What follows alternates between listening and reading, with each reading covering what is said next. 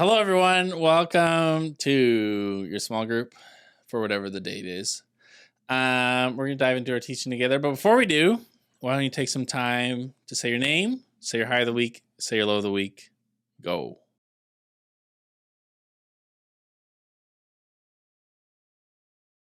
This is our third week in our Undoing Lies series. So the first week we talked about the lie that what doesn't kill you makes you weaker. Lie. And last week we talked about another lie, and it was on the tip of Always my tongue. trust your Thank feelings. you. It was you should always trust your you should always trust your feelings. Also a lie. Yep. That one you can go back and listen to and watch the video if you're interested and missed it last week. The first one you cannot, sadly. You had to be here in person. And so this week we're going to talk about another lie. And I actually wanted to share this story, which is actually a study that was done a little bit ago. But it gives a reflection into this lie before we talk about it. And so the study, or the article, or the thing that talks about the study, it says this. Neuroscientist David Eagleman used functional magnetic resonance imaging to examine the brains of people who were watching videos of other people's hands getting pricked by a needle or touched by a Q-tip. When the hand being pricked by the needle was labeled with the participant's own religion, the area of the participant's brain that handles pain showed a larger spike of activity than when the hand was labeled with a different religion. When arbitrary groups were created, such as by the flipping of a coin, immediately before the subject entered into the machine, and the hand being pricked was labeled as belonging to the same arbitrary group. Even though the group hadn't existed just moments earlier, the participants' brains still showed a larger spike. We just don't feel as much empathy for those we see as other. Okay, wait, so let me wrap my head around that. So it's saying that people experienced, in a sense, pain from someone else. Yeah, they watched someone else get pricked by a needle. Oh, they watched someone else. They weren't getting pricked. Okay, they watched someone else get pricked by a needle. And if that someone else had a similar grouping to themselves, at first it was religion, but then later it was like just something, random. Who cares, like you're in group A and so is this person. Then they had more empathy, more feelings of like, oh, that poor person when they were part of the same group. Yeah, exactly. Okay, interesting. The study kind of just shows that we actually don't have as much empathy for people that we see as other or someone who's different than us. And this is actually really true. And so one of the lies we want to tackle today, and the final lie in this series, is that life is a battle between good people and evil people. And it's kind of this idea that you yourself have all of these ideas and ideologies that you either agree with or don't agree with. And often if we see people who don't share the same thoughts or behaviors or what we think is normal as us, we often don't have empathy for those people. That you can see it as like, I'm on the good side of the world. And there are people who are different than me who are actually the bad guys in the world. And often in our culture, we usually just see people as like everybody's inherently good to some degree.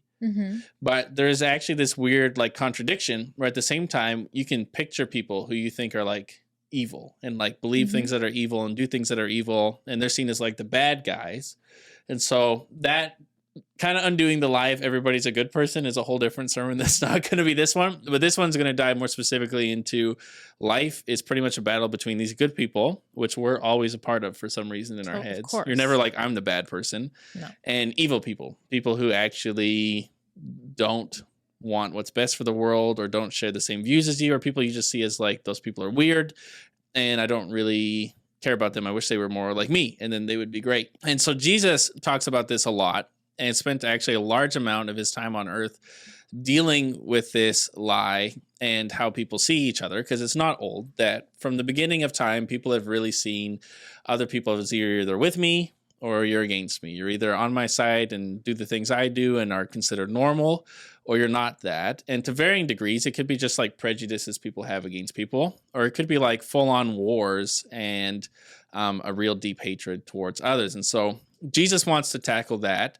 And essentially, our main idea for today is this. It's that it's impossible to follow Jesus while hating your neighbor. And so we're going to dive into a few stories from the life of Jesus. And so they're found in the Bible, in the New Testament, which was the books that were written after Jesus died and rose again. And so we're going to be diving into some of the biographies that are in the New Testament and looking at two specific stories from Jesus. One of them you might have heard of before, and another of them you might have kind of heard of. And so we'll dive into those together. But before we do, why don't you take some time to read Matthew chapter 9, verses 9 to 13 together and discuss kind of what stands out to you in your small group.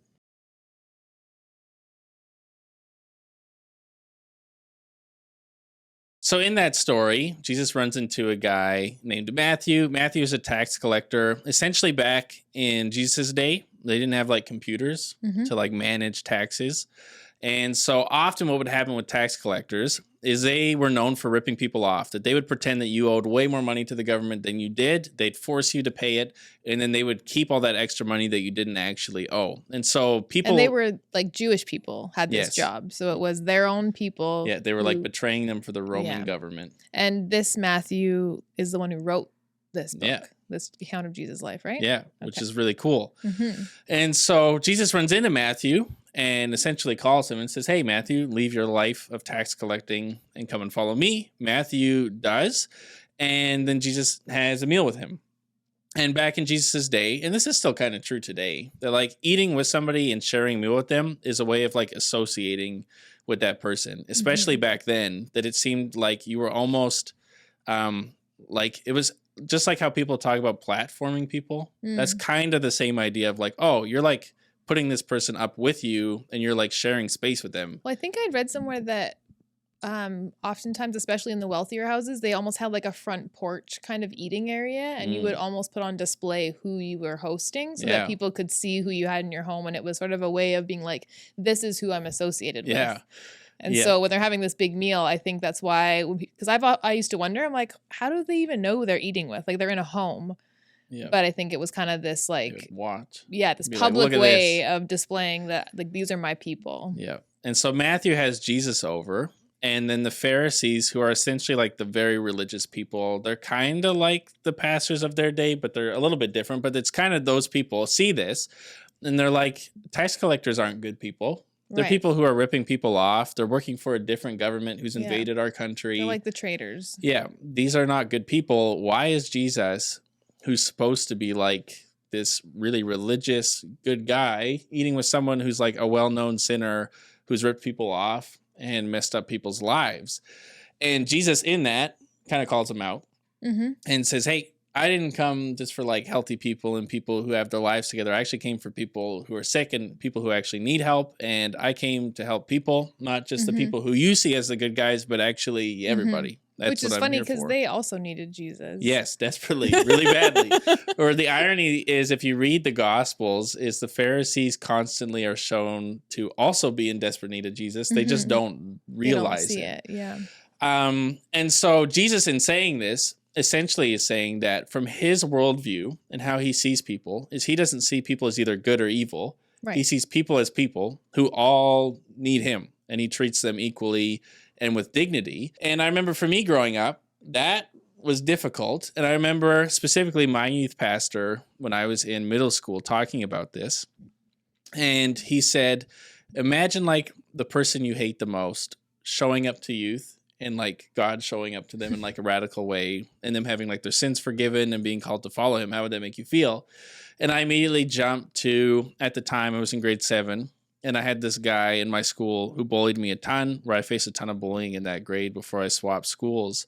And I remember imagining that kid being at youth group and like showing up, and I'm like, this kid is a terrible human who does horrible things to people and to me specifically. And to imagine him showing up to youth, having God like show up to him, having him be like, I want to follow Jesus. Like part of me inside of me was like, I don't actually even want that for him. Right. I don't want him to be a part of what we're doing here.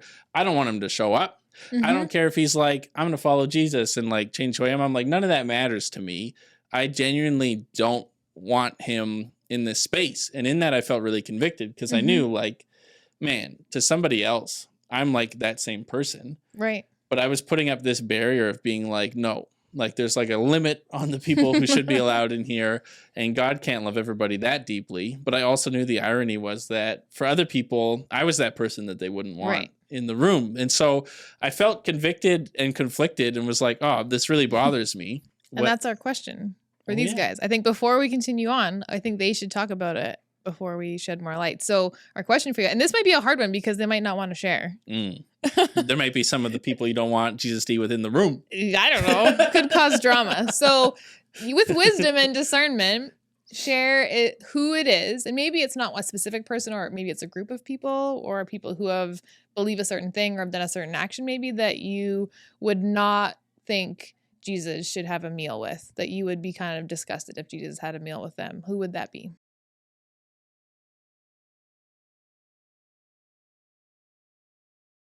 This makes me think of actually, before we went on a missions trip to Mexico, one of our trips years ago, we did this like study called Just Us. And it was about how we other people, essentially. That's literally what it was about. And how we see justice as the people who need to get what they deserve. That's when justice happens. And when we see injustice in the world, we often are seeing people who are getting treated poorly who shouldn't be, right? And when often you think of like third world countries and you're like, oh, there's so much injustice in the world. And so just kind of the two sides of that. And then the study kind of walked you through seeing people as other and which people are other to you. And then the whole like where it was going was that all of humanity, it's actually just us. And we, in a sense, are all due justice, like, or we all need justice because we are all fall, in a sense, in the bad camp in some way. But we also all face injustice because we live in this imperfect world. It just looks differently for everybody. Yeah. And Jesus actually kind of tackles that too. Because if you know maybe something called like the golden rule, where it's like treat others the way you want to be treated, that actually comes from Jesus in a different story, where someone comes to Jesus and essentially asks like, hey, Jesus, I want to know what God wants me to do with my life. What are like the most important things I could do? And Jesus is like, oh, it's actually really simple. I can sum it up all in like 2 points. You should focus on loving God, and then you should focus on loving other people. And what we often do is we go, oh, other people. And he specifically says you should love your neighbor as yourself. And what we often do is what you're kind of saying there is we're like, oh, our neighbor. And we're like, well, who's my neighbor? So who's Jesus asking me to love? And essentially what he'll say in the story is, actually, it's everybody. And so with that story specifically, and loving your neighbor, we actually want you guys to take some time to read who Jesus is, our neighbors are. And so why don't you guys as a small group take some time to read from Luke chapter 10, verses 25 to 37. Go.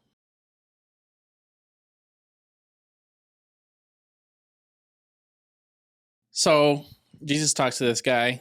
This guy's like, who's my neighbor? I'm supposed to love my neighbor. Well, who is that? And it was almost like a tricky way of hoping to get out of really loving your neighbor, because you're like, oh, yeah, so my neighbors are like, especially for them, because culture really matters, the people around me. So Jewish people is what they were hoping for. And Jesus doesn't do that. He tells a story about a Israelite who is cast aside to the road and left for dead by all these robbers. And you have like religious people pass by, and people who should be a part of his group pass by and just leave him for dead. They don't care. And then the Samaritan, who was someone who is seen as like an enemy of the Jews. Very much other. Yeah. We're like how right now Israel and Palestine don't really like each other. It was kind of a similar vibe of like, ooh, like this is a person completely on the other side. This is their enemy. And they're actually the ones who care for the person, take them in, make sure they're looked after, give people money to make sure they continue to look after them and have whatever they need. And then that person kind of goes off once they've made sure that the Israelite is taken care of. And so Jesus then asks the guys like, so in this story, who's the neighbor of the guy who was left for dead on the side of the road? Was it the Pharisee, the religious person? Was it like his other people? Or was it the person who was seen as his enemy? And the guy's like, so obvious. He's like, the guy who was nice to him. He can't even bring himself to say it was the Samaritan. I forget he what said. he The says. one who shows him mercy, I think. And he's like, yeah, and now you're supposed to go and do the same. And so who is our neighbor? Jesus says it's everybody. And it's even the people we see as our enemies. Well, there's different categories of enemy Yeah. today, right? Like we don't necessarily have like military adversaries currently, not or at currently, least no. that we see in our day-to-day lives. Yeah. And so for us, sometimes the enemy feels like people who have a different stance on things. Yep. And that can be a whole variety of things. Yep. Or an enemy can be somebody who has done something that we find really bad. Some people, very naturally, we actually want them to have justice served, Yep. right? Like that idea. But even then, we're told to visit prisoners. Yep. Which would include all the people who have done all the horrible things. Yep. And that's kind of Jesus's point, is that there are people, and it's not that you belittle things people do, because there are real things. So, like, for example, the most obvious example that people in the West always run to is Nazis. So you go back to World War II. Right. Real people doing really bad stuff. It's not like you're like, we'll just ignore the bad things they're doing. But at the same time, Jesus is like, there's a way for you to be able to acknowledge some of the things that are wrong and to have conversation about it, but also still show them love. And that in hating people, you're never even going to bring people to your side or like have them change their minds or have a conversation. All it's going to do is just have an us versus them mentality that creates no dialogue, no love, that you're not able to show those people Jesus because you've pushed them off and you've said, well, God is too good for you people, but he's good enough for me. And the irony is that to someone else, we're in the same camp and we don't want other people to treat us that way, but we often treat others in that way. This sermon series is based on a book called The Coddling of the American Mind, where it goes over these 3 lies and how society has unintentionally and intentionally taught your guys' generation these 3 lies. And they tell this really cool story in it about a Trump rally where Black Lives Matter protesters showed up. And you'd imagine this isn't going to end well. And so for those who don't maybe know the political context, these would be people that would like really bash heads. Like they would not be people who would get along at all. At all. Okay. They are very much usually in disagreement with each other. And so they tell this story. And so quoting from the book, it says this. On September 16th of 2018, on the National Mall in Washington, D.C., a group of Trump supporters organized a rally called the Mother of All Rallies, Patriot Unification Gathering. Counter-protesters from Black Lives Matter showed up and shouted at the Trump protesters. The Trump supporters shouted back. Someone on stage told the Trump supporters to pay no attention to the counter-protesters. They don't exist, he said. Hawk Newsom, the leader of the Black Lives Matter counter-protesters, later said that he expected to stand there with his fist in the air in a very militant way and to exchange insults. Tensions mounted, and onlookers recorded video of the potentially explosive situation. Then the Trump rally organizer, who goes by the name of Tommy Gunn, took the stage and said, "It's about freedom of speech." And in an unexpected move, he invited Newsom and the other Black Lives Matter supporters on stage. "We're going to give you 2 minutes of our platform to put your message out," Gunn told Newsom. "Now, whether they disagree or agree with your message is irrelevant. It's the fact that you have the right to have a message." Newsom then took the stage and said, "I'm an American," and the crowd began to cheer. And the beauty of America is that when you see something broke in your country, you can mobilize to fix it. But then as he spoke about a black man being killed by police, the crowd began to turn on him, and they booed. "Shut up. That man was a criminal," a woman shouted. Newsom explained, "We're not anti-cop." And then they yelled back, "Yes, you are." And then he said, "No, we're anti-bad cop." But he still seemed to be losing them. "We don't want handouts," he told the crowd. "We don't want anything that's yours. We want our God-given right to freedom, liberty, and the pursuit of happiness." And now they were coming back around, and people began to cheer, and some of the crowd shouted, "All lives matter," which is usually intended as a rebuke to those who say that Black lives matter.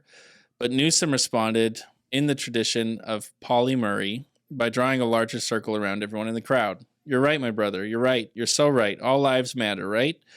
But when a black life is lost, we get no justice. That's why we say Black lives matter. If we really want to make America great, we do it together." The crowd began to cheer and chanted, "USA, USA." In an instant, the two groups were no longer us versus them. Their ideological differences remained, but within the larger circle around them, their enmity melted away. And at least for a short while, they interacted as fellow human beings and fellow Americans. "It kind of restored my faith," Newsom said when he was interviewed afterwards. two sides that never really listened to each other, actually made progress today. One of the leaders of Bikers for Trump came up to Newsom afterwards and shook his hand. The two men talked and then posed for a photo together, with Newsom holding the other man's young son cradled in his arm. So this is an example of people choosing to not see other in a moment?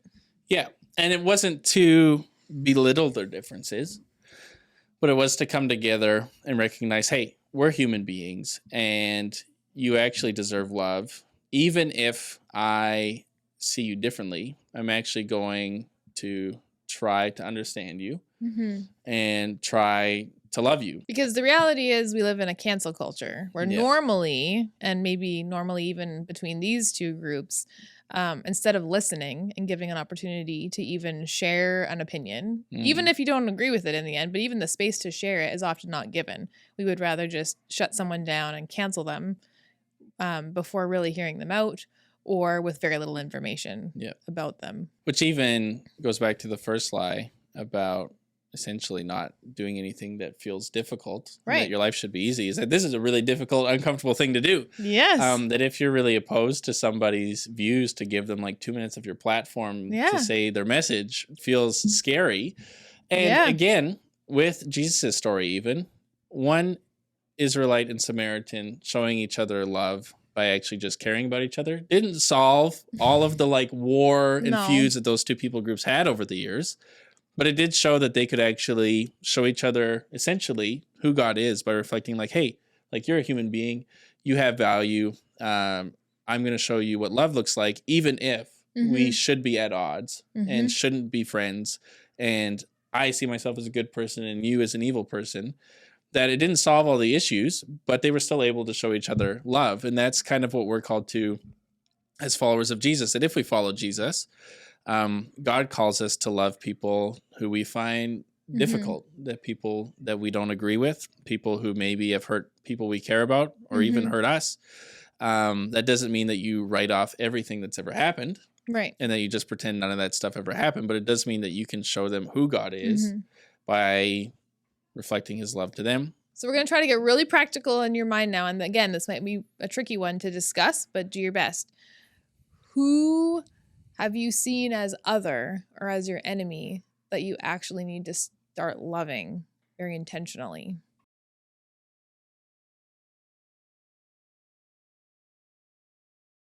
It's impossible to follow Jesus while hating your neighbor. There's a really interesting story that for a long time confused me in the Old Testament. Okay. And so really quick, brief overview. There's this book called Joshua. And Joshua is a book that takes place after the creation and then the fall, where human beings mess up and mess up the world. And then God's like, oh, I'm going to use this family from this guy named Abraham to help save the world. And Abraham's family becomes Israel. Long story short, Israel becomes slaves in Egypt. God sets them free with this guy named Moses, splitting of the Red Sea. They walk through all that stuff. Moses eventually dies. And this guy named Joshua takes over. And God's like, hey, Israel, I'm actually going to take you into this thing called the Promised Land. It's going to be a great land. We're going to be able to thrive and survive. And so that's what the book of Joshua is about. And so one of the stories in Joshua that's really weird is Joshua's getting ready to go to war to like fight these bad people. That's what it seems like. And he's like, I'm ready to fight these the bad people who are in the land that belongs to them. Yeah, that's mine now. I got to kick them out. And an angel shows up to Joshua. And Joshua's like, oh. And this guy kind of approaches him, this angel, and he looks like a warrior. And so Joshua's kind of... He's like, sweet, you're going to be on my side. Let's go to battle. Yeah. And he even asks him. He says, so whose side are you on? Are you on my side or are you on their side? And the angel says, neither. I'm on God's side. Which for a long time I was confused because I was like, God's side. I was like, isn't Israel on God's side? Right. Isn't that what they're doing? But I actually think it's a really profound thought that for God and from his perspective, that we often create these us versus them things where it's like God's either on my team or he's on someone else's team. Whose team is he on? And he's like, I'm on neither of your teams. I'm on my own team and I'm trying to love you guys and actually bring all of you to restoration. And that's what Jesus is talking about here is that we've been told a lie that life is a battle between good people and evil people. And often we're the good people and there's some evil people out there we don't like. Who we think are too far off for God or don't deserve love or don't deserve to be heard or whatever. And Jesus came to show us that, no, that's not true. that everybody, like you talked about, is kind of in the same playing field, that we often want justice, but there's just us, and we're all broken and do things that to other people make us the villains. And Jesus, instead of putting people into two different categories of you're either on my team or you're not, he instead sees people as people. And he came and wanted to eat with them and care for them. And he didn't care whether they were seen as on the opposing side of him or on the same side as him. He wanted to love them and show them love. And that he calls us to do the same. That in our own lives, there are people that we kind of push off or maybe are seen as different or other or who we don't want to be associated with. And he wants us to love them, which doesn't mean that all of your differences or like things that have been real injustices just get written off and you don't care about. Right. But it doesn't mean that you can still show these people love and show them who God is and give them dignity and value despite your disagreements. And that followers of Jesus are called to love our neighbors, and our neighbors are everybody. And so it's impossible for you to follow Jesus while hating your neighbor. Which means anyone. Anybody. Can't hate anybody. You can disagree, but you're called to love them. You can even dislike. You can even dislike. You can be like, you know what? Not sure I'm a big fan of you, but I'm still going to choose to love you anyways. And so with that, why don't you guys take some time to pray in your small groups, pray for whatever is going on in your guys' lives, and then we will see you guys next week. Just a quick reminder for next week, you guys are going to show up to your small group homes as per normal, unless it's been communicated otherwise to whoever's in charge of you via email. Like if you're at my house, you're not going to be there. You're going to meet at the church. Because what you guys are going to do is you're actually going to take some time to love your neighbor in a way that's a little bit different. So we're going to call this a serve night. And so what you guys are going to do is you're going to show up, and we're encouraging you guys to bring like grocery bags so that you can actually do this well. And you as a small group are going to go through the neighborhood that your small group usually meets in. And what you're going to do is you're going to go door to door together to essentially collect non-perishable goods for the food bank. And so this is a really simple way for us to love our neighbor, that especially during this time, food donations go down to people who really need it. After Christmas, And so we're going to actually step in and ask some people to hopefully donate.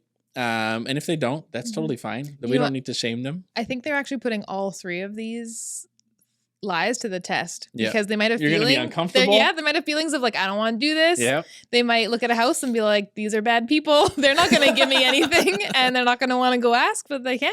Yeah. And they're going to be like, this is hard. I don't want to do it. Yeah. But guys, it'll make you stronger. It's going to be great. And you're actually genuinely going to be able to help people who really need it. So make sure you bring grocery bags to your small group location for next week. And other than that, I guess I won't see you next week, but we'll see you at the next worship night in March. That's right. So have fun gathering a bunch of food for the food bank. And don't forget to pray it up before you go. Pray it up. Goodbye.